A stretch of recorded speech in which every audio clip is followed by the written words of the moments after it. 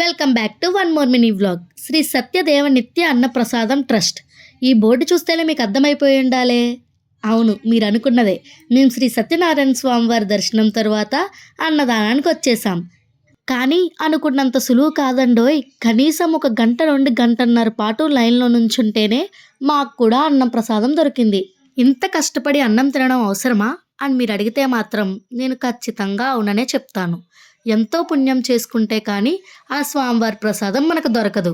ఇక అన్నదానం విషయానికి వచ్చేస్తే విస్తరాకుల్లో భోజనం పెట్టే ఏకైక పుణ్యక్షేత్రం అన్నవరం. నిజమేనంటారా? నాకు తెలిసినంత వరకు నేను అన్నవరంలో మాత్రమే విస్తరాకుల్లో భోజనం పెట్టడం చూశాను. ఇక ఎక్కడైనా ఇలా పెట్టేస్తే కామెంట్ సెక్షన్లో కామెంట్ చేసేయండి.